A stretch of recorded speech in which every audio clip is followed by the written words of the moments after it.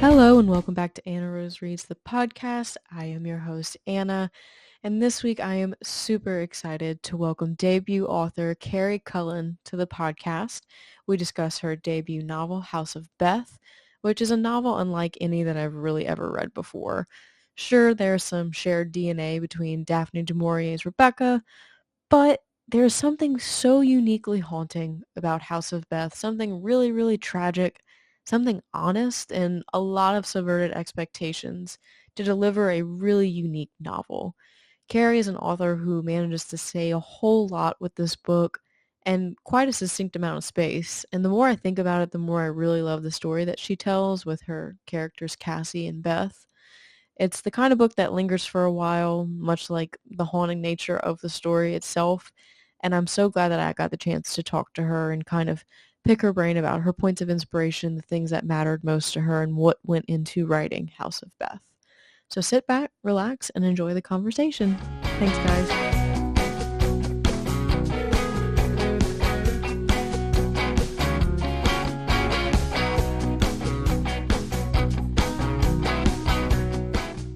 Hi, Carrie. How are you?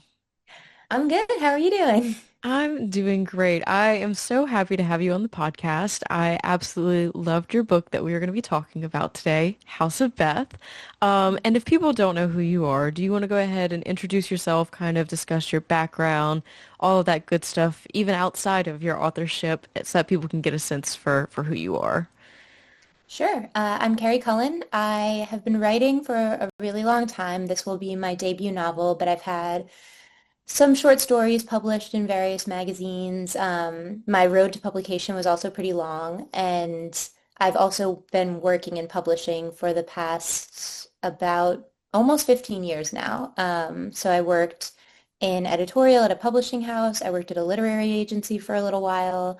Right now, I'm a book scout, so I'm reading books that come out in the US market and basically telling clients whether they would be good candidates for translation or not, which is really fun.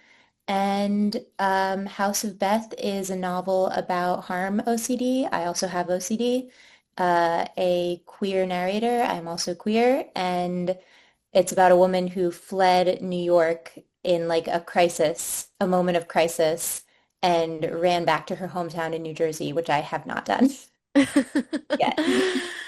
Well, no, that's really great. And I think it's so interesting too, your background in publishing. I didn't realize how extensive that was. And I have to ask now, just kind of off the cuff, how do you feel like your career in publishing and your experiences in publishing have formed your writing experience or, those sorts of things? Have they informed one another? Has it been helpful? Has it been hurtful?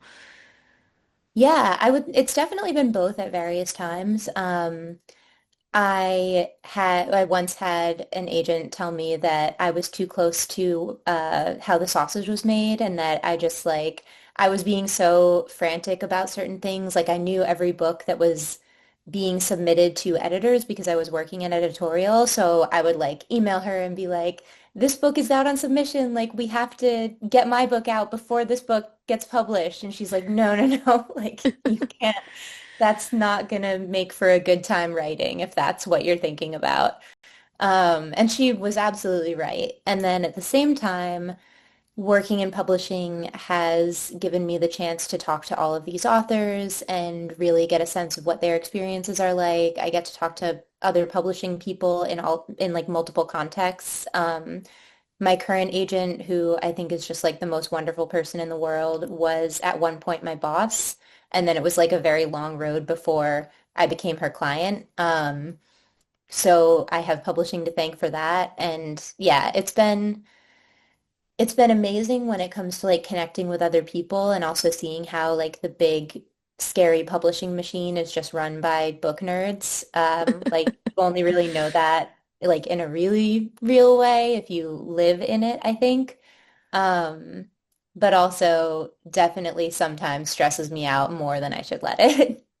No, I can understand that. I mean, you can't unknow what Right. so that sounds, very, very silly to kind of say it like that, but I totally understand of, knowing what's out there, knowing what's coming up and having the internal monologue with yourself of like, oh man, this may be what I'm writing about, or X, Y, Mhm. and Z. But to kind of steer the conversation back to House of Beth, I read it and I loved it. I think it's a novel that does so much. Like you just manage to comment on so many different things in a way that's very, it's like a sleight of hand. Like one minute we're talking about one thing, the next we're talking about something else. And I think that that has to do with the characters of Cassie and Beth. And so I'm kind of curious, one, the point of inspiration for the story, like where did this all begin? And two, what were you hoping to say with the characters of Cassie and Beth? Yeah. So the book, the very first version of the book, and this is just like me emailing random lines to myself in the middle of the night, like in no way a coherent draft, just like an idea. I wanted to write about a stepmother who was just like way too young and unqualified for the job. And I wanted her to be a bisexual woman specifically. And the reason I wanted those two things to play together because there's this trope of the evil stepmother, and there also is used to be more prevalent this trope of the evil bisexual, or like the greedy bisexual, but like definitely for a while it was the evil bisexual. And so I was like, okay, how can these two things mesh with each other? How can I subvert and play with these tropes? And it took a while of me just emailing lines to myself before I decided to write about OCD, which was something that I had been really avoiding before then, and specifically harm OCD because I thought that the idea of evil could be best played with a character who is terrified that she might be evil. Hmm. Um, and I had in-depth experience with that fear myself.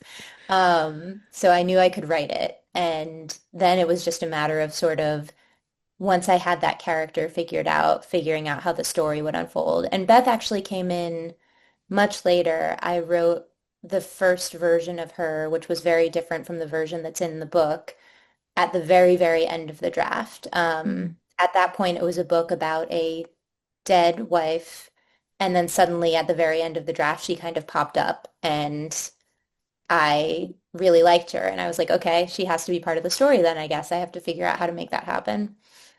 Yeah, that's really interesting. And I can only imagine that it comes from a very difficult and like raw place to write about OCD or, intrusive thoughts, and kind of the headspace that you create for Cassie is a really unique one. And I think it really informs, obviously, because we spend most of the time in her perspective, how we take in the story and the events around her and stuff. Would you be comfortable kind of discussing the role that her harm OCD or just her intrusive thoughts in general kind of informs her decisions and like the overall tone that it gives the story? Yeah, I think the harm OCD really affects many more of her decisions than she even necessarily thinks it does because I think it just makes her scared all the time. Hmm. And so she's kind of always operating from fight or flight. Like she almost never feels safe because the enemy is in her head and it is her. And so there's nowhere she can really run to escape from it, which means that every decision she makes is out of this sort of like, I have to do this, or like maybe if I do this, it will fix everything right now. So it makes her kind of frantic and abrupt in her internal monologue, and then it makes her make wild decisions like maybe I should marry this person actually, maybe I should leave my job and never tell anybody why, etc. Yeah, for sure. And I mean, I relate on a level to that, that feeling of, oh man, like I think this one thing and then it becomes very true to me. Like I have anxiety, so like I suffer from like ruminating on things like for a prolonged period of time. So I could really empathize, and like I felt Cassie, like especially in the pivotal moment, kind of when she decides to go home. She Mhm. walks into, I think it's her supervisor's office or whoever it was at her job, and she's just like, nope, I can't deal with this.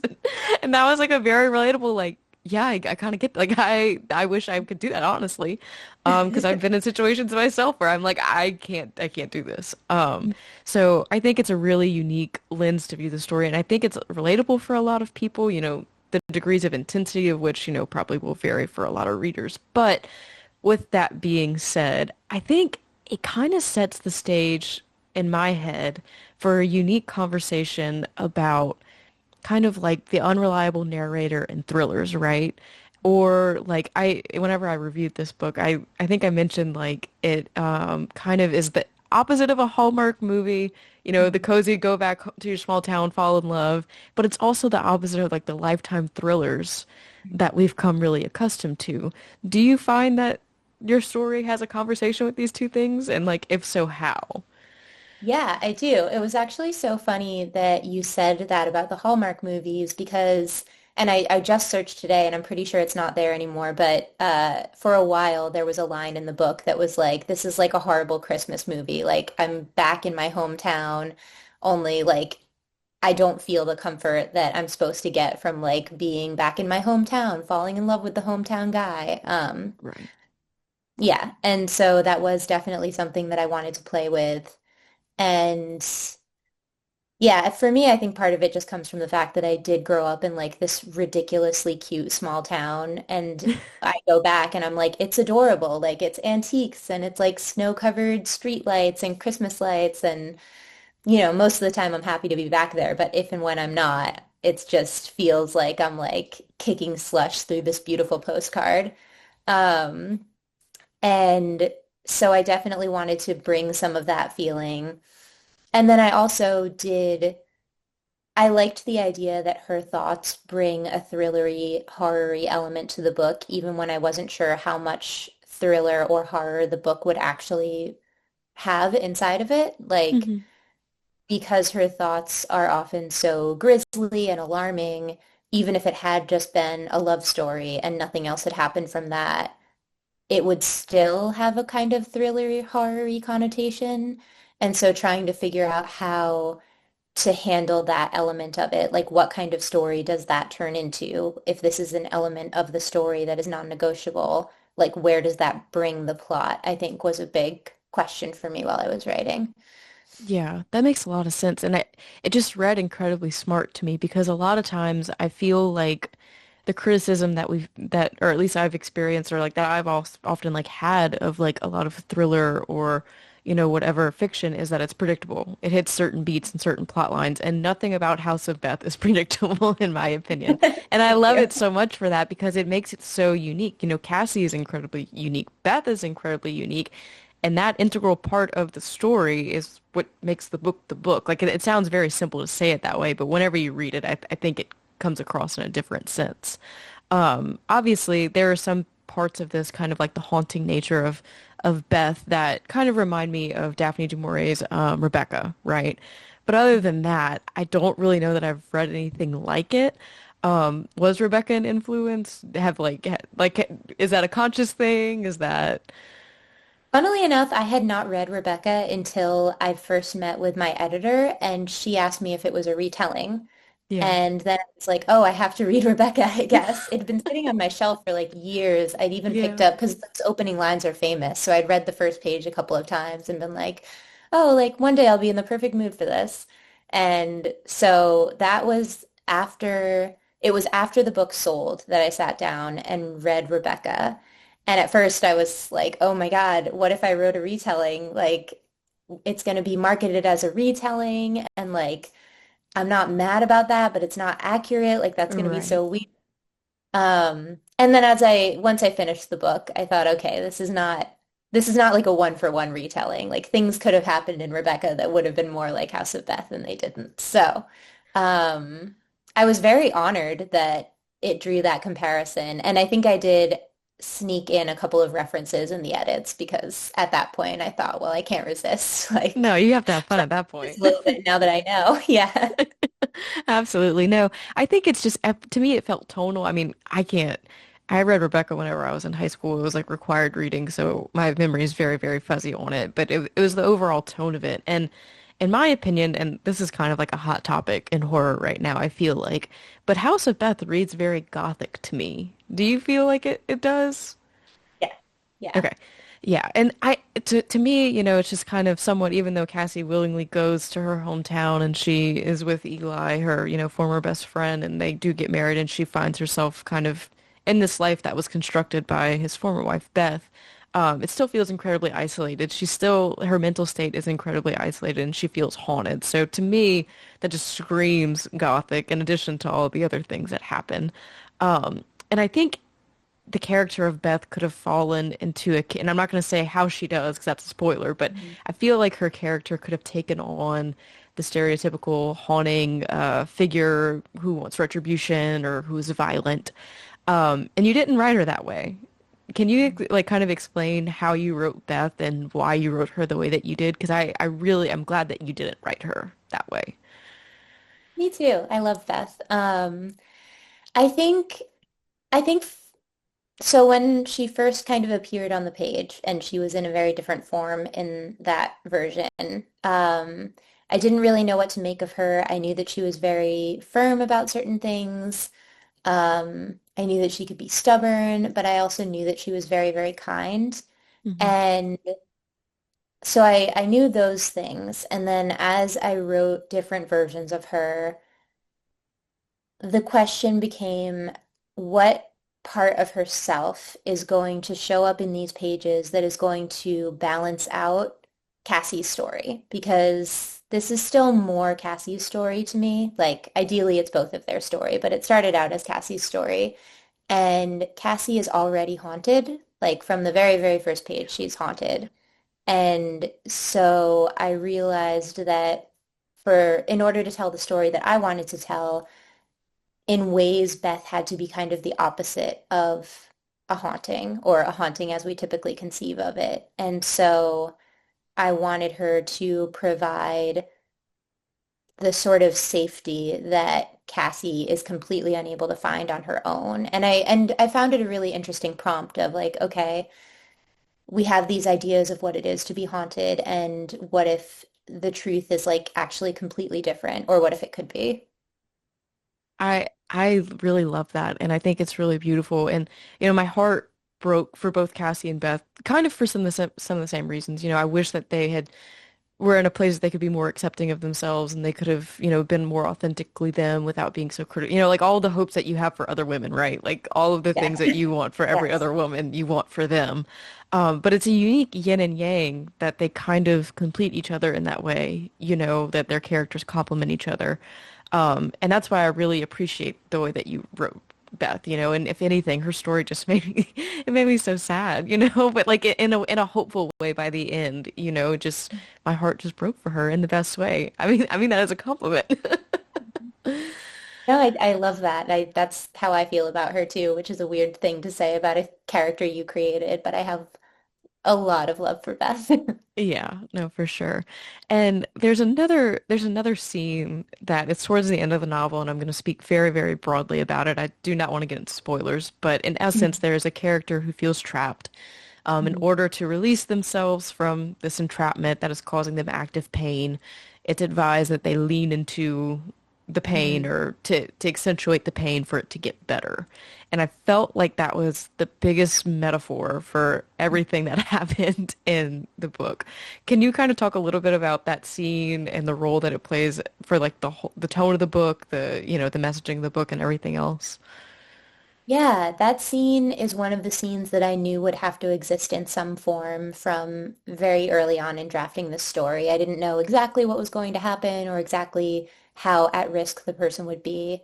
Um, but I knew there was going to have to be a moment where Cassie would have to make a choice that she really, really did not have to want to have to make, and that it would be a choice that would, in the worst case scenario, make her believe that all the horrible things she thinks about herself are true, and that she actually does cause pain and want to cause, and so like some part of her wants to cause pain.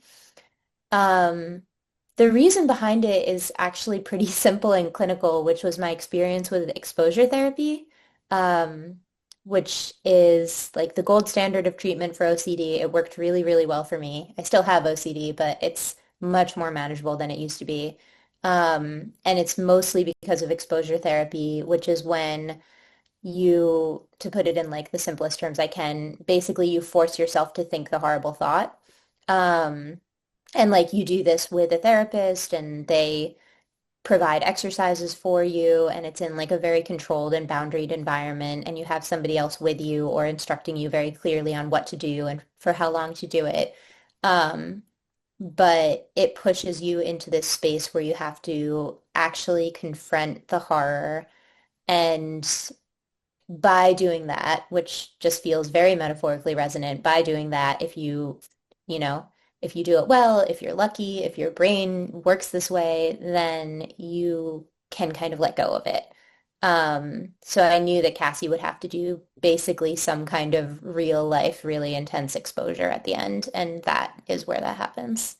Yeah, that's really interesting that you say that because it's all so fitting for the book, right? Like she's living a life in New York that feels somewhat authentic to her, but she is like you've mentioned, she's afraid that she's her own worst enemy. She essentially blows up her life, and then she kind of is able to see if the grass really is greener on the other side of the acceptable, the expected life of a woman in America, right? So I think it's a really interesting conversation, especially that we're having now because we're in a time where we're in 2025 and the trad wife thing is on the rise, you know? Like that kind of still blows my mind. It's wherever we go, here we are again, in a Yeah. way.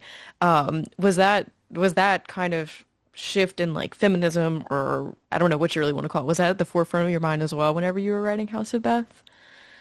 Yeah, it was. I think one of the reasons is just because I very much grew up that way. I was Mm. like homeschooled evangelical, and so I lived a version of the life that Beth's kids lived, and Beth kind of lived herself, where, it was a lot of, I mean, in a lot of ways it was idyllic, and I think that's part of why people are so attracted to it. It's like, oh, we spent so much time in the family home and like learning from my mother, who was a phenomenal teacher, and like being in the church. And then as I grew older, I realized that, in some ways I was lucky because I did have a great education.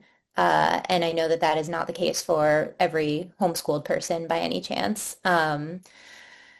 But also, like, even though I was lucky, there are still gaps that that kind of upbringing causes, and there's still a lot that you have to reconcile, and it it creates its own version of complication, you know?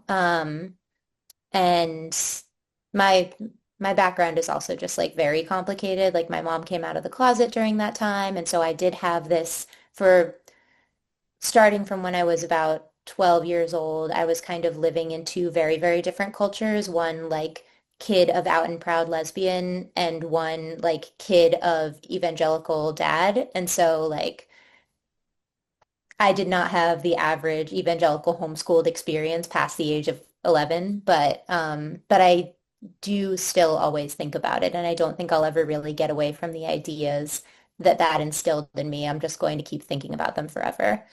Yeah, no, absolutely. I mean, and that's such a it's such a formative time, obviously, whenever you're a kid, right? And I mean, I remember like my middle school days very, very clearly and like the things that stick out to me. So I can imagine how that would kind of shape, you looking back in House of Beth at that relationship, how that would inform one another, right? And then but the other thing too that you include in House of Beth that I think kind of comes from what you just shared of your experiences Cassie's relationship with the children is really, really interesting to me. And at times I was laughing, at times I was cringing, it feels like a very like authentic experience with a kid whenever you're maybe not necessarily a kid person. Can you speak a little bit about their dynamic? Because there was something that you just mentioned with that very much made me think of those kids and their experience. Yeah, yeah, I really enjoyed writing Cassie around the kids because I just wanted her to have like every complicated feeling that you could when around two little kids, especially when you're a person who is an adult and has not figured out your way into like a stable feeling adulthood. Like I wanted her to be a little jealous of them sometimes. I wanted her to like long to take care of them. I wanted her to be really frustrated with them. So yeah, I really wanted her to have pretty much every feeling about the kids. And um yeah, and I wanted her to just like be in this position where she has not been given the tools to actually be a parent to them.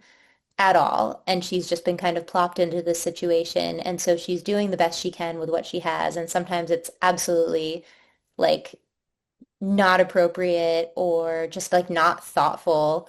And she always has like good intentions. Like she never wants to hurt them, but sometimes she just doesn't know what to do with them, which I hope that's relatable because No, that's very no. much how I felt when I've been in charge of children, especially in my 20s. That no, that whew, that is very, very relatable. And I think too, it kind of to at least it read to me that Cassie learned like a kindness about herself too in the smaller moments of kindness that she had with the children. You know, like I'm thinking of the scene in the attic whenever they're playing dress up and stuff. Like that was a really tender moment that I think that Cassie kind of I was my hope for her. As I talk about her like she's a real person. I just really connected with her. That she would walk away feeling a little bit kinder towards herself because of how kind she was towards the children in that moment. You know, I just think it's a really interesting dynamic and to be able to write the complexities of that, because I think it's very true whenever you're not used to being around kids and you're around kids like that, there's no malice or no malintent, but much like Cassie's headspace of fear of never wanting to be the bad guy or inadvertently be the bad guy, that Mhm. always exists. So that felt so, so relatable. Mhm. I'm so glad. Yeah. Well, I'm glad to hear that.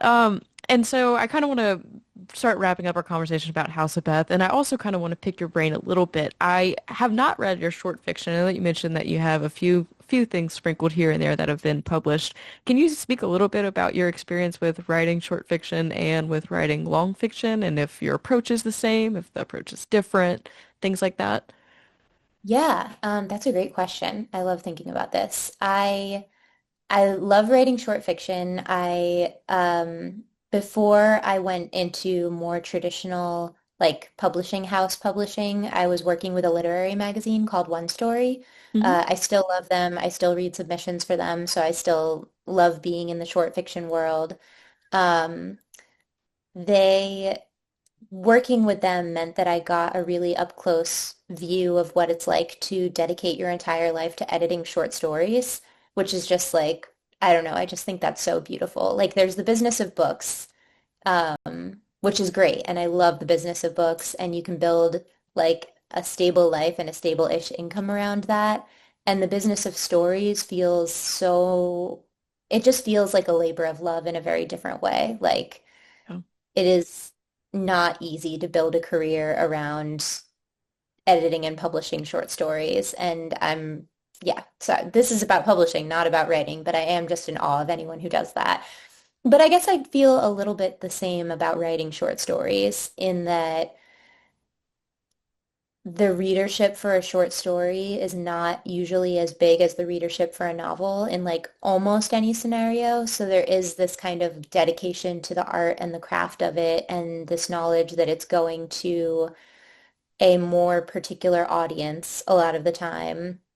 Um, and so I do think there's just a different feeling for me in approaching a short story where usually it means that I really want to communicate something that isn't just an immersive experience. Like if I'm approaching a novel, I want somebody to read it for days and kind of live in its world.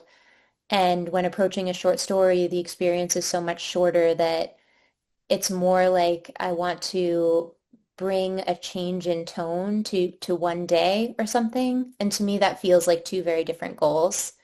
yeah. Um, I think the writing of short stories is a lot more particular on the line level Hmm. because there's not as much of it. Um, yeah, yeah. Does I that answer imagine your question? it does. But I in like to kind of just kind of go back and forth on it a little bit. Like I Yeah. feel like I would imagine writing a story like House of Beth, one that sustains, I would say like for the most part, it sustains its tone. It's very atmospheric. It's kind of like a moody book, right? And you have to maintain that the whole way throughout. To whereas like conversely with like good short fiction or at least the stories that I really appreciate, they're very Mhm. punchy and you have to Yes. time it just right and it can't really linger. It has to be very precise. So Mhm. I have a lot of respect for authors who can do, well, I mean, one or the other. I have respect for authors in Yeah. general, but when you can do both, I think it's a real talent because you have to acknowledge that pacing and timing, it seems like anyway. I mean, I'm not an author, so I can't really say, but just sitting in the reader side of it, that's how it seems. Yeah, I feel I think I'm gonna misquote this and I hope I don't, but George Saunders, who is a really wonderful short story writer, um, he said something about the difference between novels and stories at some point that was along the lines of writing a novel is like having maybe like a week-long vacation in which you're trying to express something to someone or communicate something to someone. And writing a short story is like having only a train ride to do it, something Yeah. like that. So it's like, oh yeah, you're trying to get something across, but it's will that person be able to sort of linger in this idea? Will you get to keep trying to explain it over and over again in different ways over the course of the experience? Or do you really just have to figure out how to do it as quickly as possible and as truly as possible? Yeah. No, that makes a lot of sense. Even sitting on this side of the table about like efficiency and like effective storytelling. But to kind of move away from the deeper philosophical questions about writing, so House of Beth comes out on July 15th. What does the rest of your year look like? I know that the book release is obviously a big deal because it's your debut. Mhm. How are you feeling about it? Are you feeling nervous? Are you excited? Like, what's the debut author experience been like? And I know it's a little different because you work in publishing, but still. Yeah. Yeah, it is. It's been funny to note the differences and similarities. I I am really excited. I think the launch events will all be really lovely. I get to talk to like some of my close friends and some of my heroes about the book, which is going to be, of course, nerve-wracking, but also really exciting. Um, I really love connecting with people over this book. It's something that I did not think was going to happen when I was drafting it. I really thought that I was just drafting it for myself, that it was like going to be really off-putting. It really wouldn't be for anyone. So it's been amazing to have it get such a lovely reception so far. Yeah, and then after that, well, right after publication is like the very busy season for book publishing. So I will Yeah. be reading other people's manuscripts like nonstop for the whole month of September. And hopefully after that, I will be able to get back to writing. I have a brand new project and a very old project, and I'm kind of trying to figure out which one I'm going to attack first. That's exciting though. Yeah, I think I'm really glad that I picked up House of Beth when I did. Like I'm in my 20s and it felt like the book that I needed right now. Like it was a very cathartic read for me to about living authentically and expectations and like where we're at in the world and like what to do whenever you feel like you're your own worst enemy. And kind of where you how you navigate that and where it takes you. I think it's a really, really, I think it's the coolest book because I think it just says so much at once about so many things, and I'm really, really excited about other people getting their hands on it. Um, I know it's kind of being, I mean, it's got horror elements to it. There's kind of the literary element to it as well. Do you foresee yourself staying writing kind of like within this genre or area, or do you think you'll write elsewhere? I think, and I'm not 100% sure about this, but I think I'm probably going to stay in the realm of like big imagination stories. I like that a lot. Yeah. Tried literary realism for a long time, and I think I just keep running into walls when I try to uh make it fall into the bounds of realism, in part because I don't think I'm a realist person. Like I don't think I live a realist life. I do believe in ghosts. Like I really, really would struggle to say that I don't believe in fairies too. Like it's just I have so much of that in my blood and in my DNA that I don't think I can just like pretend it doesn't exist while I'm writing a book. Um, Yeah. and I like the sort of in between, like literary horror, speculative. I don't know if I'll ever write like a world building fantasy series. I would love to. I don't know if I have the brain capacity for that. I'm really amazed by those people. So I think I'll be in kind of the in between liminal space.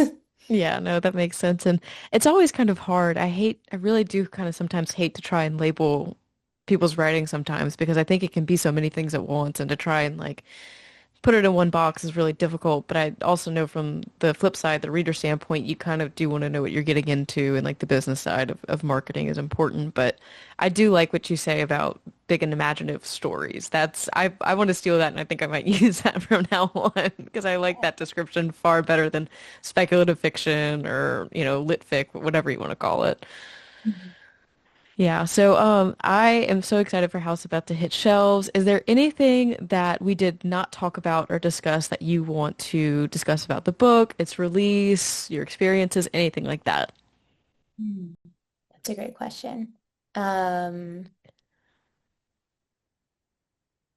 I don't think so. I think your questioning has been so thorough in such a great way. Like, it's been such a Thank lovely you. conversation. Thank you.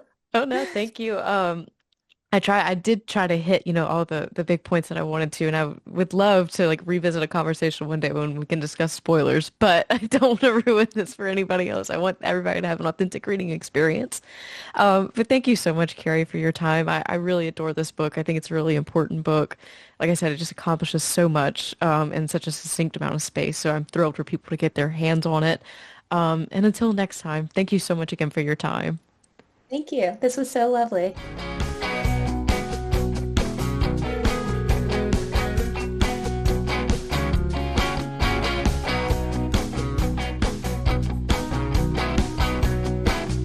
A huge thank you once again to Carrie for her time, her thoughtfulness, and just her overall enthusiasm for answering my burning questions about House of Beth. Like I said, it's a story with a lot going on, but never once does it feel too overwhelming. It's the kind of book that just really sticks with you. And like I said, it's been weeks since I've read this, and I'm still really, really thinking about it in ways that I didn't quite expect. So this is my official plea to everyone to please go out and pick up House of Beth on July 15th. I think it's a really interesting read, and I don't think that you'll be disappointed. I don't think that you've read anything quite like it. And if you're looking for something new, I think you should definitely give it a shot. Moving on to a bit of housekeeping, you may have noticed that the logo for this show looks a little different compared to normal. I have to extend my deepest gratitude and thanks to Chris Panettiere. I hired him to help me come up with a logo for this show, for my brand. I don't even know if I can call it a brand, whatever you want to call it. And he absolutely understood what I was going for. He just nailed it in every possible sense, and I am so thrilled with what he created. I have stickers that I've ordered. If you want a sticker, reach out to me. I'm happy to mail some out to get people, putting those stickers on their water bottles and their laptop cases or wherever you put your stickers. Um, Again, just huge thanks to Chris for bringing to life what I kind of had in my head that I didn't even know that I had in my head. He's just that kind of talented person. Next week, I am really, really excited to share that I will be having Wendy Wagner on the show, followed by the one and only Stephen Graham Jones, followed by Paul Tremblay. Um, Again, I mentioned a couple podcast episodes ago that I've had some interviews lined up that I was really excited about, and you can see why. These are some really big names in horror that I'm super thrilled that I've gotten the chance to chat with. Although it makes me incredibly nervous still to do so. These conversations are really, really important to me. I get to ask some questions that have been burning for a very long time in my reader mind. So it's just an incredibly cool opportunity. Stick around for those conversations. I don't think that you'll be disappointed. At any rate, I hope that everybody's doing well. I don't think I've quite mentioned this before, but as it goes with most podcasts, if you could like, review, rate, subscribe, like whatever it is that you do on whatever platform you're listening to this, I would very much appreciate it. Anytime that we get any kind of traction or interaction on whatever platform, it just kind of helps to promote visibility and boost things up the ladder. So if you like what you're hearing from me, give me a good rating. If you don't, maybe just send me an email on the side. Please don't take my show. That being said, I appreciate all you guys as always. You all are the best. And I look forward to these next couple episodes I'm going to be releasing. So stay tuned and